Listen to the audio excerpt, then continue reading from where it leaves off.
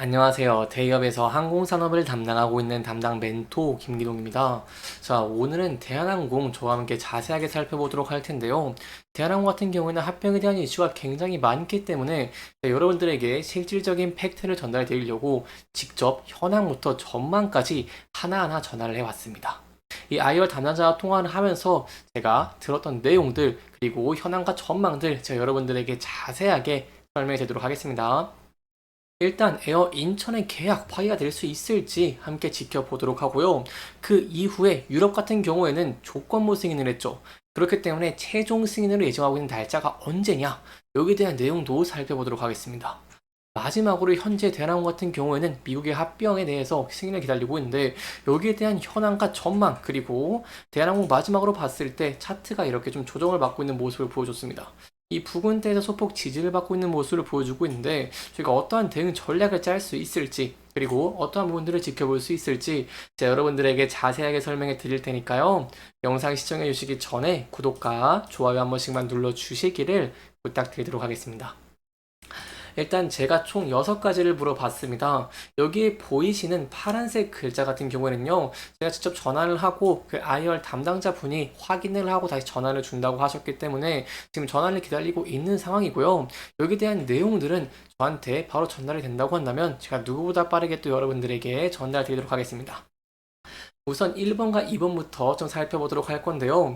에어 인천을 우선 협상자로 선정하고 MOU를 체결했죠. 하지만 여기에 대해 변동사항이 있을지 제가 여쭤봤습니다. 왜냐하면 에어 인천 같은 경우에는 7월 15일까지 이렇게 우선 협상자로 대상이 됐고 MOU를 체결했기 때문이죠. 저희가 공시를 좀 보면은 우선 협상권을 이렇게 받은 것을 확인을 할 수가 있습니다. 여기에 대해 제가 좀 물어보니까 이게 15일까지로 우선 협상기한을 부여를 했고 에어 인천 측에서 원한다면 31일까지로 연장이 가능하다는 답변을 받았습니다. 그렇기 때문에 저희가 이 부분에서 봤을 때 아직 확정이 난 것은 아니고 언제든지 파기가 될 수 있다는 내용은 염두에 두시면 좋을 것 같고요. 그 이후에 제가 물어봤던 게 그렇다면 에어 인천이 우선 협상 대상자에서 파기가 된다고 한다면은 에어 프레미아와 그리고 이스타 항공 중에서 다시 우선 협상자 대상자를 성장을 할 것인지 여기에 대해 좀 질문했더니 여기에 대해 좀 찾아보고 저한테 말씀을 드린다고 하셨기 때문에 제가 다음 영상에서 또 여러분들에게 자세하게 설명드리도록 하겠습니다. 만약 오늘까지 답변이 오지 않는다고 한다면 제가 또 내일 계속 전화를 해서 여러분들에게 실질적인 팩트만 전달드리도록 할 테니까요. 계속해서 영상 시청해 주시면서 구독과 좋아요 한 번씩만 눌러 주시기를 부탁드리도록 하겠습니다. 그렇다면 또 어떤 내용이 있을까요?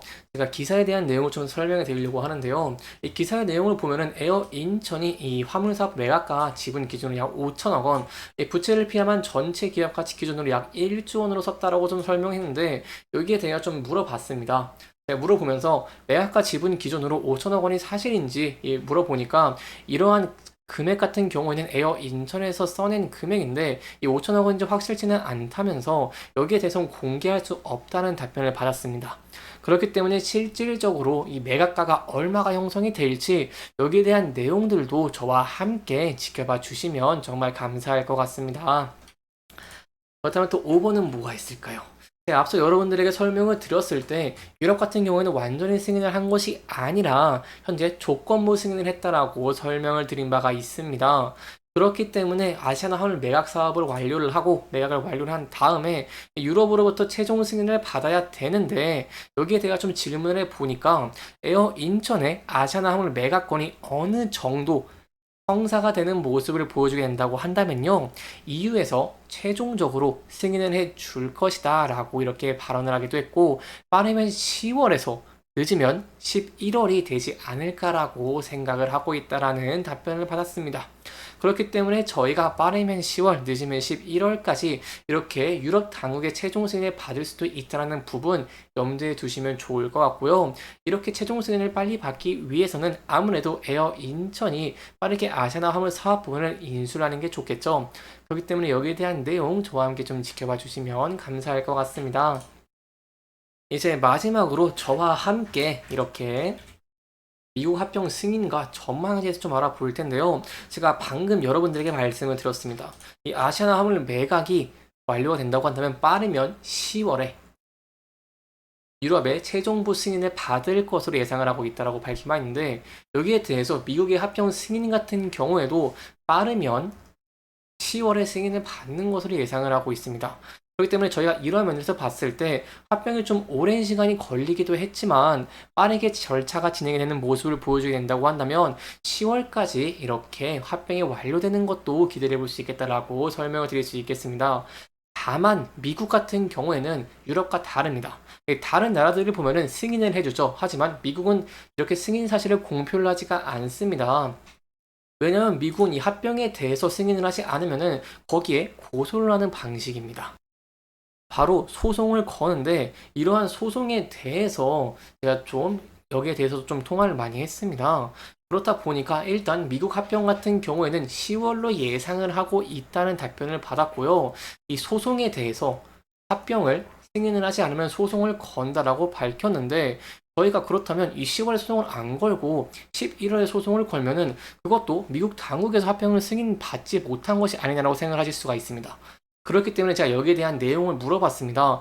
그렇다면 10월에 소송을 안 하면은 합병이 완료된다라고 저한테 말씀을 하셨는데, 그렇다면 여기에 대해서 어떠한 근거라던가 내용들이 있을까라고 물어보니까 여기에 대해서도 또 좀 찾아보고 그리고 저한테 답변을 준다고 밝혔기 때문에 저희가 지금부터 좀 두 가지를 기다리면 좋을 것 같습니다. 네, 첫 번째는 이 우선 협상자가 파기가 된다고 한다면 에어 프리미어와 이스타 항공 중에서 다시 우선 협상 대상자를 선정을 하는 것인지, 그리고 두 번째로 미국 합병 승인에 대해서 10월에 이렇게 소송을 안 걸면은 합병이 완료가 된다라고 여기 좀 내용을 설명을 하고 있는데, 여기에 대한 근거가 있을지 여기에 대한 내용 제가 지금 답변을 기다리고 있는 상황이기 때문에 두 가지 내용 오늘까지 기다리고, 그리고 오늘까지 답변이 오지 않는다고 한다면 제가 또 전화를 하면서 여러분들에게 실질적인 팩트를 전달드리기 위해서 노력을 할 테니까요. 다음 영상도 지켜봐 주시면 정말 감사할 것 같습니다. 여기까지 저희가 합병에 대한 현황과 전망, 지켜볼 포인트까지 함께 살펴보면서 진행을 했고요. 마지막으로 차트적인 부분 간단하게 살펴보도록 하겠습니다. 대한항공 최근에 소폭 좀 부진한 주가의 흐름을 보여주고 있습니다. 조정을 받고 있는 모습을 보여줬는데, 그럼에도 저희가 긍정적으로 볼 수 있는 부분이 이렇게 조정 중에 소폭 지지를 받는 듯한 움직임을 보여준다는 것이겠죠. 따라서 이 부근대에서 다시 지지를 받고 주가가 상승을 하는 모습을 보여줄 수가 있습니다.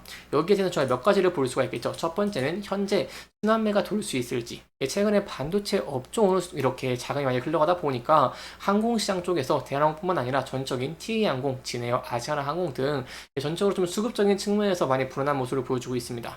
그렇기 때문에 첫 번째 순환매가 돌 수 있을지, 두 번째 합병이 빠르게 완료가 될 수 있을지, 세 번째, 현재 시장에 피크아웃 우려들이 있는데 이러한 피크아웃 우려를 비수기인 2분기에도 호실적으로 이 피크아웃이 우려다라는 것을 증명을 할 수 있을지, 이러한 부분들, 만약 이러한 부분들의 긍정적인 모습들이 나와주면서 주가가 상승을 하는 모습을 보여주게 된다고 한다면요, 저희가 전에 이렇게 지지와 저항을 받은 라인 때 이분들을 돌파할 수 있을지 함께 지켜보시는 게 중요할 것 같고요. 돌파하게 된다고 한다면 상단으로는 이 전 고점 부분까지 열렸다는 부분도 소폭 염두에 두시면 좋을 것 같습니다. 다만 최근에 유가도 소폭 올랐고 대한항공한테 크게 영향을 줄 수 있는 환율이 올랐다던가, 아니면은 현재 피크아웃 우려와 그리고 여기에 더해서 좀 증시에 좀 수급이 좀 돌고 있지 않은 모습을 보여주고 있기 때문에 이러한 악 영향으로 주가가 하락을 하는 모습을 보여주게 된다고 한다면 전에 지지를 받은 라인대 들에서 지지를 받을 수 있을지에 대한 여부도 함께 지켜보시는 게 중요할 것 같습니다. 이렇게 이번 영상에서는요, 저희가 현재 대한항공과 아시아나 합병 간의 현황과 전망에 대한 내용들, 그리고 지켜볼 포인트에 대한 내용들까지 제가 여러분들에게 자세하게 설명해 드리면서 진행을 했고요. 해당 영상은 개인적인 의견이 많이 들어갔기 때문에 소유자분들의 주관적인 생각과 해당 내용을 토대로 현명한 선택을 하시면 좋을 것 같습니다. 이렇게 영상 잘 보셨다면 좋아요와 구독 부탁드리면서요, 오늘 영상 마무리하도록 하겠습니다. 끝까지 시청해 주셔서 감사합니다.